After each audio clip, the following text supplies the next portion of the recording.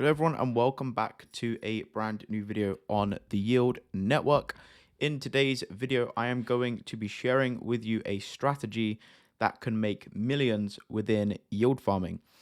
So how this strategy works is essentially what we are doing is we will take coins that we have in a in a wallet that we have stored for the bull market, and we will go ahead and start to create cash flow on that money, and not through depositing them, but through lending against that collateral and earning passive income from that. So how this works is you're going to need a token that you're holding for the bull market, and then you're going to need to find a lending platform. So in this example, I am going to be using Aave. Ignore these statistics. This was just a very, very small test that I was doing. But over here on Aave, as you can see, you can lend out, and this is on the base network because the majority of my positions at the moment are on base, as you can see. And so how it works is over on the base network on Aave, you can go ahead and lend something like Ethereum, okay? And then what you can do is you can borrow against that. So you could borrow USDC against that Ethereum, and then you could go ahead and deposit that that USDC into a cash flowing position. So how this would work is essentially, let's say you have some ETH to go ahead and deposit. You'd go ahead and supply the Ethereum there, okay, and you'll see your health factor here. Now this health factor is pretty important because essentially if you get to a 1 health factor, you will be liquidated, okay? Your liquidation value is at 1. So if this value reaches this value, then you'll be liquidated. This will be sold to pay off the debt essentially. So this is, if if you listen to a lot of financial, let's say, for example, Dave Ramsey, who say, completely do not take debt, blah, blah, blah. This debt is pretty smart, okay? Because here what you can do is you can supply something like Ethereum and then borrow USDC against that, and then take that Ethereum that you've borrowed and then go and put it into a position such as WETH and USDC, for example. So let's go ahead and show you that WETH and USDC. Okay, and you can make yourself 500% APY on that, right? Through VFAT or through Aerodrome yield farming. So what you'd do is you'd supply the ETH, and what I would always suggest is borrow no more than 50%. So let's say you deposit $10,000 worth of Ethereum, for example. I wouldn't borrow any more than $5,000 worth of USDC.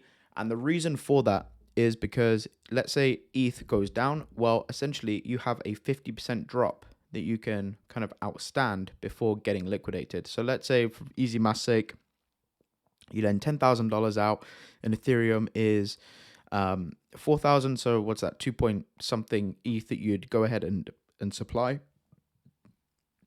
I would borrow no more than 5K worth of that.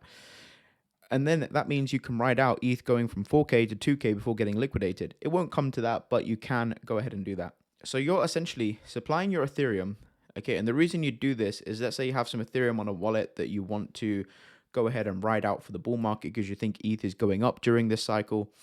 Then you're still holding your Ethereum. You can come ahead and repay this and withdraw this ETH whenever you want. So you're still holding your Ethereum. You're still making money as Ethereum goes up, but you're also generating some cash flow on top of that, which is very, very nice.